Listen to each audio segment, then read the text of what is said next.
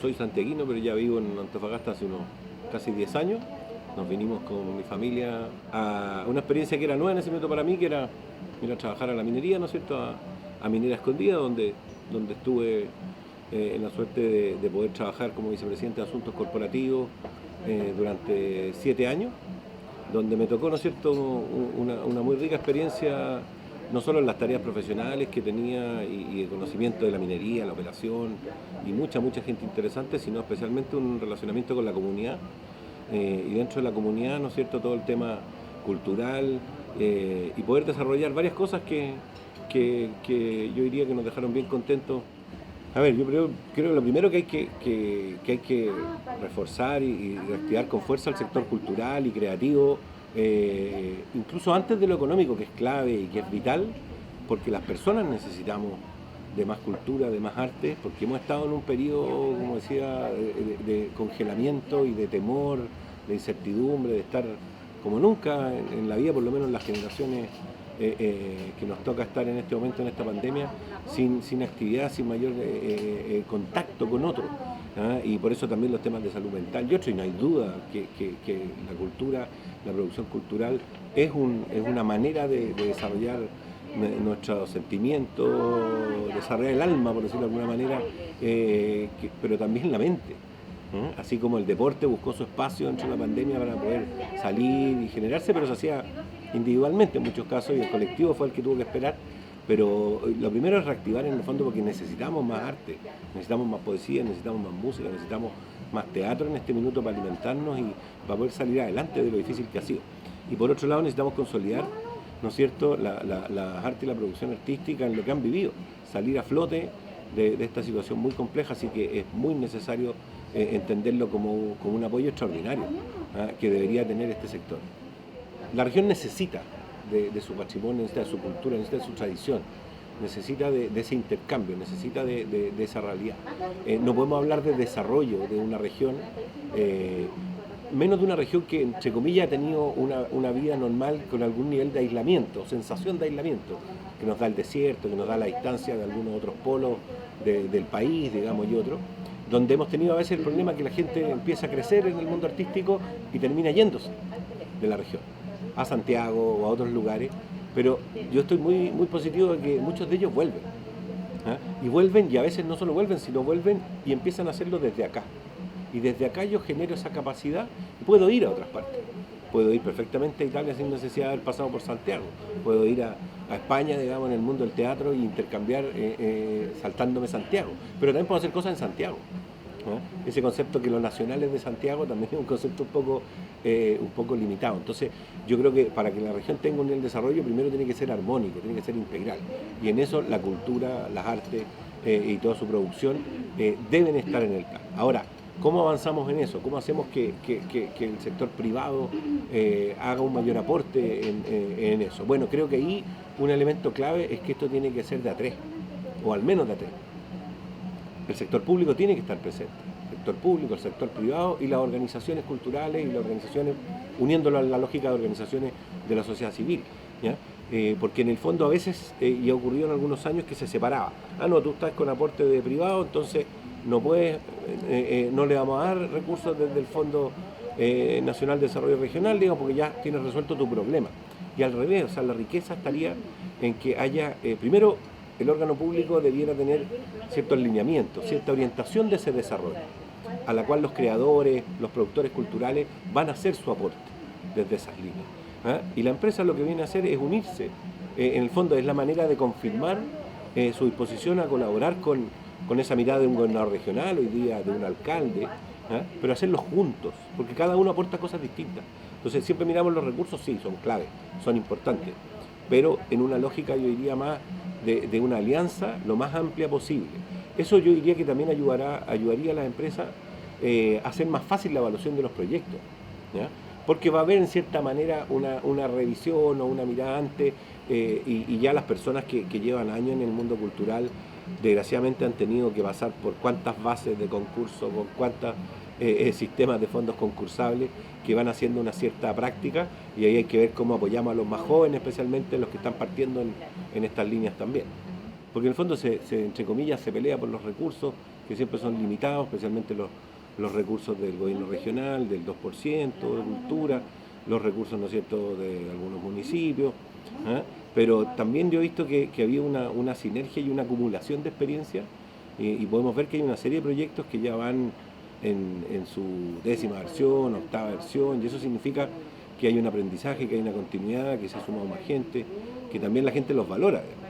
Todo lo que es el área creativa y la producción cultural, uno de los sectores más afectados por la pandemia, desde el estallido social, que ya empezaron a haber una serie de dificultades, especialmente en las actividades en vivo, las actividades que podían ser más masivas con las distintas restricciones, pero que además la pandemia también produjo como una especie de, obviamente, de congelamiento de muchas cosas, de los proyectos, de decisiones de empresas, de muchas distintas actividades que estaban proyectándose, que empezaron a desviarse en el tiempo o a tirarse un poquito para adelante. Así que yo diría que, obviando un poco esa situación, Antofagasta ha tenido un desarrollo en la última década importante, yo creo que muy positivo, con mucha sinergia entre los distintos, tanto creadores, productores culturales, en alianza con otros, donde van habiendo momentos en el año donde habían distintas actividades, así como a principios de año en general el mundo cultural celebra el teatro, y hay distintas actividades del teatro, durante el año después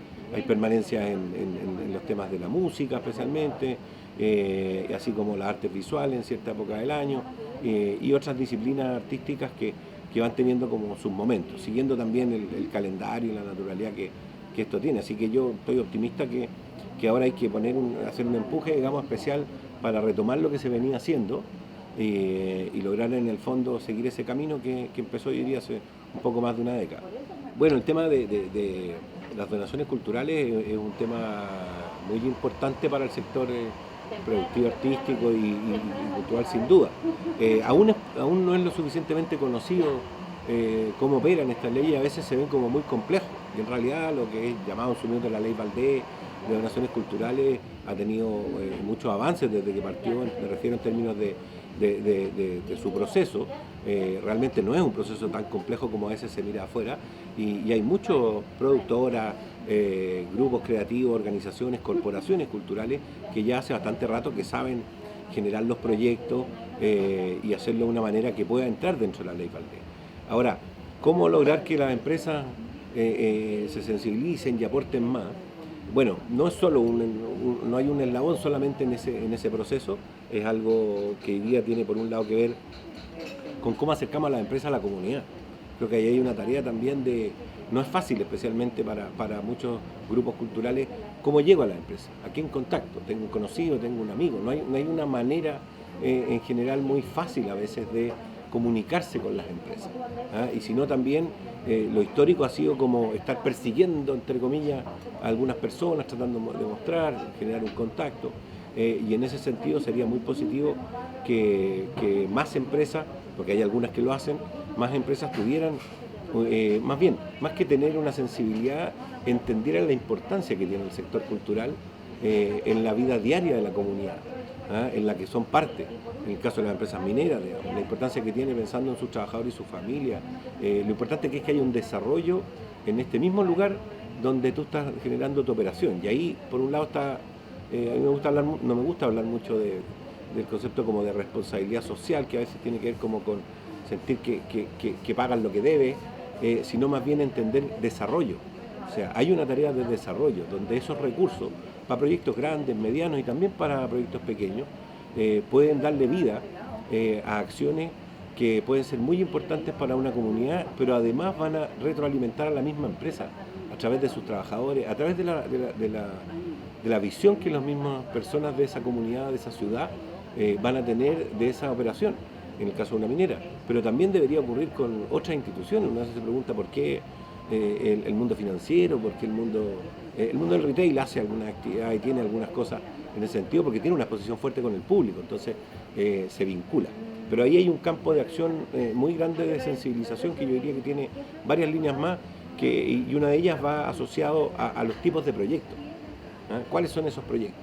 Pasar de una lógica de la publicidad, en el fondo como que quien dona va a pedir que le pongan un letrero que dice el nombre de la empresa, a entender que lo que se debería buscar son proyectos que dentro de su plan de actividades tenga muchos temas formativos, muchos temas de traspaso de capacidades, muchos temas de desarrollo. Creo que esa es una de las líneas que se ha estado haciendo, pero que debiera tener más enfoque y pueden ser mixtos. Bueno, en mi caso personal, lo que me correspondió desde Minera Escondida, teníamos bastante experiencia del uso de la Ley de Donaciones Culturales también, y en general a las organizaciones con las que trabajábamos, algunas que llevan más tiempo y otras más nuevas, tanto nacionales, algunas como regionales y algunas bastante locales, siempre les pudimos pedir y lo entendieron que debían primero organizarse, y en eso entender su mejor forma de organizarse, pero tenían que ellos ser, entre comillas, dueños del proyecto, porque a veces uno tiene que asociarse con un lugar físico, digamos un centro cultural u otro, y eso no es que sea malo, sino que puede ser en una alianza, ¿ya? Pero es mejor cuando tú puedes tener el proyecto y generarlo de la manera adecuada desde tu misma organización. Mi experiencia con la ley Valdés es que todavía hay cosas que no se manejan bien y no se entienden, especialmente cambios que han tenido en los últimos 5 años y 8, que está el concepto de gratuito siempre, ¿ya? Porque la ley Valdés cuando partió obligaba a que todo fuera gratuito, en el sentido, por ejemplo, si había público debía ser gratuito, no debía cobrarse además, porque siempre la apreciación que había inicial era, desde el legislador en el fondo, era que no, pues si la empresa está donando, y finalmente el que dona al Estado, que eso también es importante que las personas lo tengan claro, porque cuando hay una exención tributaria, era un impuesto que la empresa debía pagar, lo deja de pagar, ¿ah? Y por tanto el Estado no recibe ese impuesto y se aporta al proyecto. Es una manera de un traspaso de recursos, como diría, más directa, ¿ya? Pero el Estado tiene un rol. Ahora, a lo que quería ir es que hubo modificaciones que permitieron, por ejemplo, que en un porcentaje, no me acuerdo de memoria en este momento si es 10%, o sea, tiene que haber una cantidad de entradas que tienen que ser gratuitas, por ejemplo, en una actividad musical, ¿ya? Pero hoy día entiendo ya la ley nos obliga a que todo sea gratuito. Y por otro lado, yo puedo hacer un proyecto que puede tener distintas actividades. Y puedo tener una parte de esas actividades vinculada a la ley Valdés y otra parte no vinculada a la ley Valdés. Con lo cual, por ejemplo, en una lógica de industrias culturales, porque también ese es un tema. En Antofagasta tuvimos un boom, ¿no es cierto?, yo diría de los años, la década del 2000 y la década del 2010 también, de mucha actividad cultural masiva, de grandes, ¿no es cierto?, personajes que venían a Antofagasta y que cobraban entradas tan altas como lo que cobran en Santiago, en Concepción, en cualquier parte. Y la gente las pagaba y se llenaban, ¿no es cierto?, del estadio regional en su minuto, las ruinas, el mismo puerto, ¿no es cierto?, el sitio cero. Entonces uno dice, bueno, ¿y por qué las personas no pueden pagar en la cultura? ¿Por qué una actividad musical llamada comercial, por decirlo de alguna forma, un artista famoso, estoy disponible a gastar una cantidad importante de recursos y no estoy disponible, por ejemplo, a pagar una entrada al teatro? O una entrada subsidiada, si podemos estar pensando que no tiene que ser, podemos hablar de precios bastante más módicos. Entonces ahí también hay un tema de cómo desarrollamos audiencias, porque también eso es vital. O sea, hay un grupo de público que le gusta el teatro sin duda. En enero, como yo mencionaba, tenemos actividades y se llena. En el Parque Croata uno ve 2.000 personas viendo una función de teatro número. Si uno le preguntara a las personas que están ahí, te aseguro que la mayoría de ellos estaría disponible a pagar una entrada o pagar un abono, por ejemplo, para la temporada de la Universidad de Antofagasta, para la compañía, ¿no es cierto?, que fuera módico, que fuera razonable. Pero no se echaba a andar eso, porque hay temor de que cobra. Entonces, volviendo a la ley Valdés, y cómo entenderla mejor. Yo puedo generar un proyecto, planteárselo a una empresa y en ese sentido separar partes. Unas que sean estrictamente bajo ley Valdés, pero son parte de un mismo proyecto, que se conectan. Así como cada vez más los proyectos han ido teniendo algo que yo encuentro muy positivo. Por un lado, una actividad masiva, o algunas actividades masivas, dependiendo de la disciplina, que permitan el acceso al público. Pero por otro lado, formación. Tanto donde se comparte y se intercambia experiencia entre las personas que vienen de otras ciudades de Chile o de otros países, y se hace ese intercambio que es vital para el desarrollo de las artes y de la cultura. Primero por las ganas que tiene el que viene de conocer, de entender nuestra cultura, nuestro patrimonio, pero se comparten las riquezas. Y eso genera capacidades. Las empresas cada vez más, especialmente las medianas y grandes, están buscando también en su desarrollo, más que el evento público, o sea, esto es como, no estoy inventando la rueda, pero es como un consejo más claro, digamos. Muchas empresas ya no están buscando la publicidad, simplemente el letrero y otro, buscan desarrollar capacidades, que quede algo, que salgan de ahí personas que se interesaron por las artes visuales, por la música, y recuerdan que en esa experiencia de encuentro que apoyó esa empresa, nacieron ellos como artistas, o nacieron ellos, digamos, como grupo que se asoció con otro. Entonces, ahí hay algunos elementos distintos que puedo aportar, digamos, a cómo mirar y cómo mejorar a lo mejor la manera de llegar a las empresas. Bueno, a ver, ¿cómo salimos de la pandemia y cómo en el fondo recuperamos también a las personas, pero recuperamos también al mundo cultural, a todo el mundo de la producción artística? Es un elemento que tenemos que poner adelante en la discusión. Hay muchas prioridades, estamos en un periodo electoral además, entonces obviamente que está todo cruzado por distintas discusiones. Después de las elecciones de noviembre o diciembre, la segunda vuelta, obviamente que yo creo que ya tenemos que entrar a tierra derecha a poner los focos, tanto en las nuevas autoridades como las que ya fueron electas, el nuevo gobernador regional y otros, y creo que tienen muchos de ellos claridad y sensibilidad, lo mismo el alcalde de Antofagasta, respecto a la prioridad que tiene que tener este sector como un reactivador, primero porque es un generador de empleo, a veces no se ve así, es un importante generador de empleo, obviamente un empleo que es muy informal, y que tiene todas esas dificultades, ¿ya? Pero es muy flexible también, ¿ya? Pero es una necesidad, viene el verano, no podemos perder este verano, no podemos volver a perder un verano como ya ocurrió con el verano del 2021.